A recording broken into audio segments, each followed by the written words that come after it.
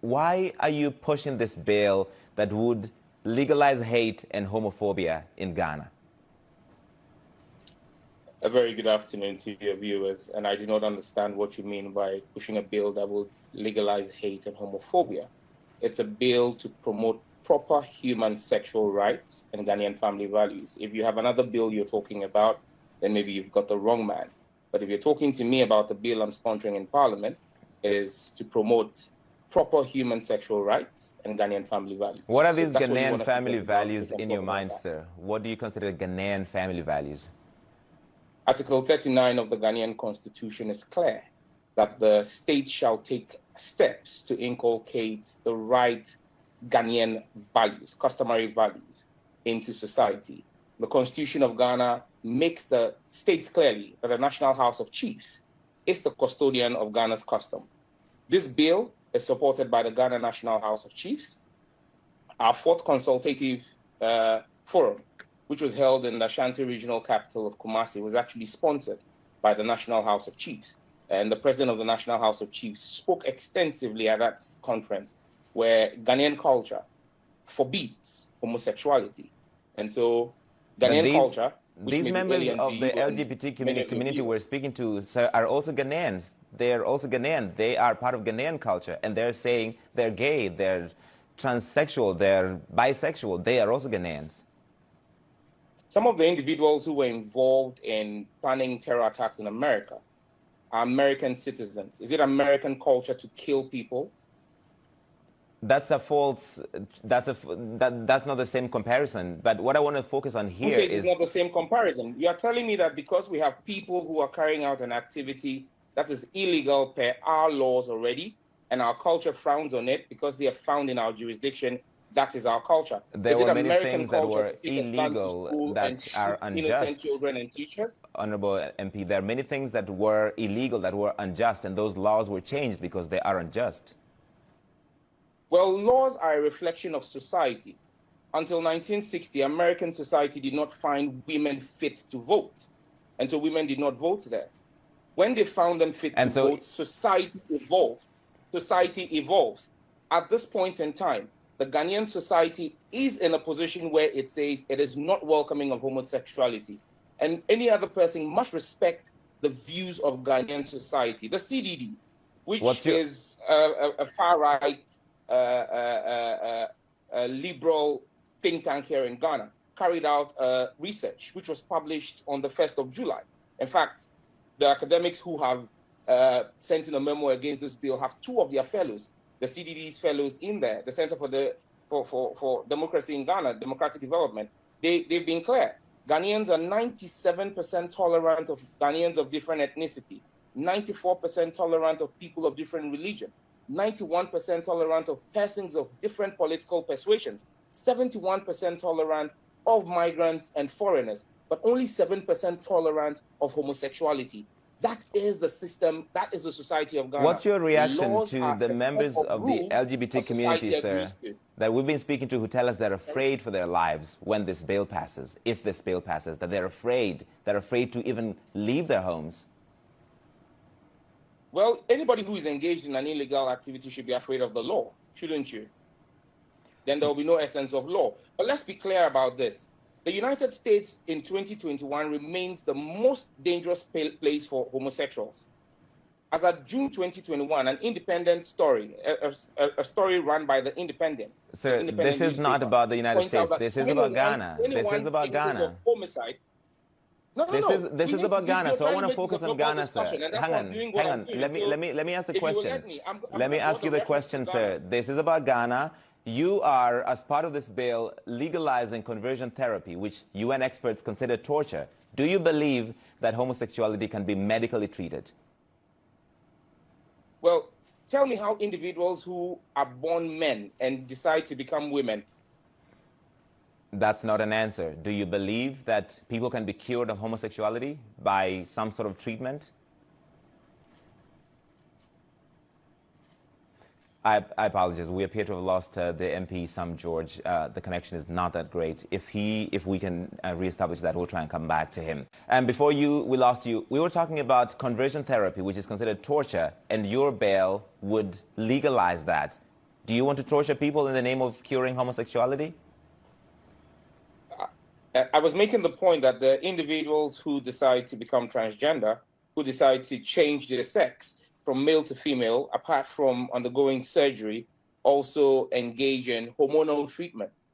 Is that torture? Because I don't see how different hormonal treatment is from what you call conversion therapy. Is not the same as conversion therapy. These are very, very different. This is a false equivalence you're making, sir. No, what's the difference? I would need for you to I am not a medical expert, but it's been by UN experts who look into this have considered conversion therapy as torture. Expert, Larry, if you're not a medical expert, and I'm saying to you that we've spoken to the experts here in Ghana, and there is nothing different because conversion therapy is a hormonal treatment. And I'm saying to you that when individuals choose on their own volition to change their sex, they undergo hormonal treatment.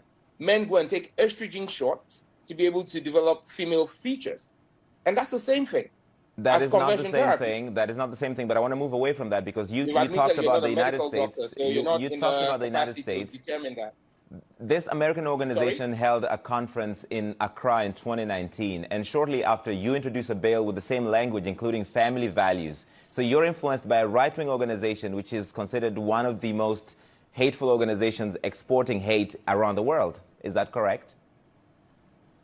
It can't be farther away from the truth. Larry, I was never, myself and none of the 7 other colleagues of mine was at this conference. In fact, this conference came to my notice after the CNN's David Mackenzie asked me about it. I have had absolutely no contact with the World Council of Families. You describe them in the way in which you want to describe them.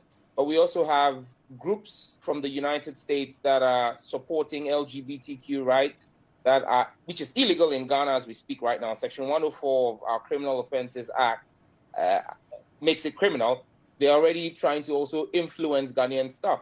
This bill is in direct response. You say there was a conference here in 2019, a conference I'm unaware about. However, this bill is in, and I made a statement on the floor of the House in February, and my statement was clear. It was in response to the opening of an LGBTQ plus advocacy office in Ghana in January. That was supported by members of the diplomatic corps. So you want to make it difficult for anybody to live an open, free life because of who they love in Ghana, and you want them to go to jail for 10 years. You're happy with that? Well, you haven't read my bill. It's a misinformation to say that anybody who's found guilty of a homosexual have to go to jail for 10 years. That's a misconception you're peddling, and you should not do that. They can go to jail up to 10 years. This is just one of the many penalties that is in the bill, sir, that you're encouraging Ghanaians to report anybody who is suspected of being LGBTQ. Is that correct?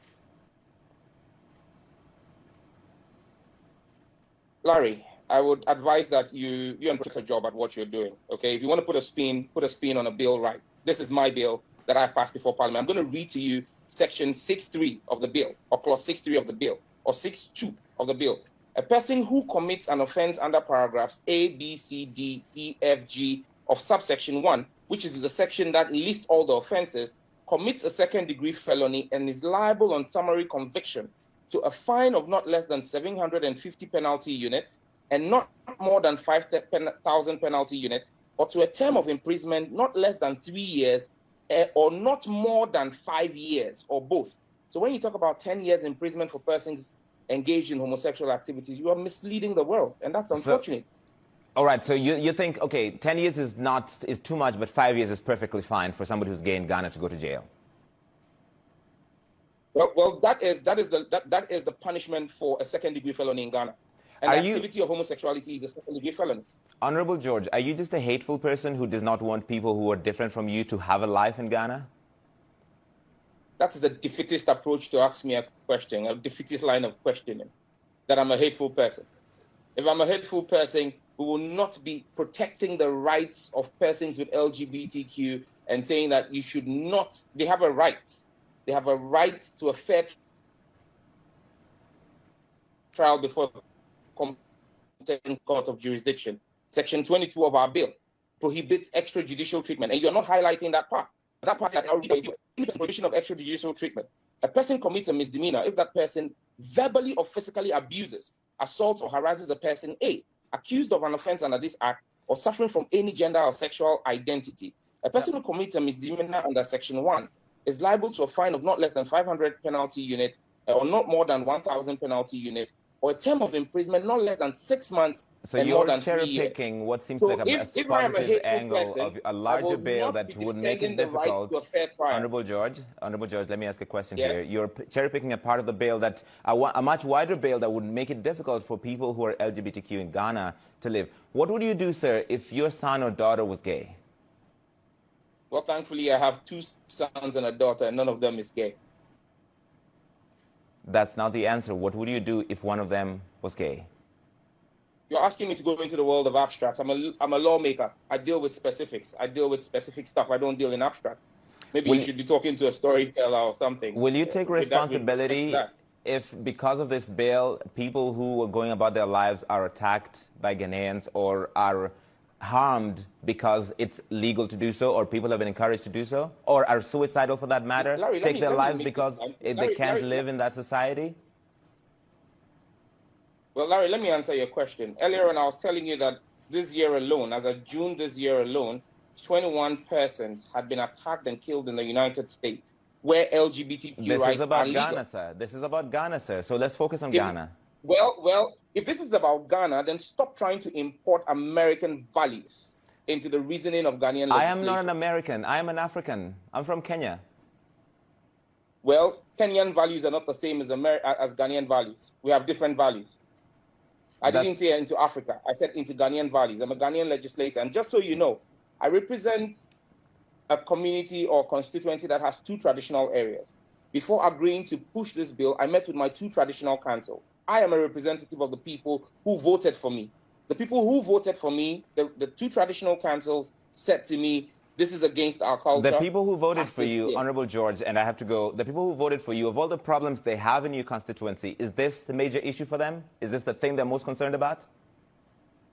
Well, this is one of the major issues for them, because the government of Ghana in 2020 spent $200 million subsidizing the cost of antiretroviral drugs for persons who have HIV/AIDS. The Ghana AIDS Commission is telling us that men having sex with men, MSMs, homosexuals, are leading the surge in HIV prevalence in Ghana. $200 million could have fixed the water problem in my constituency. Okay, we're going to have to leave it there, Sam George.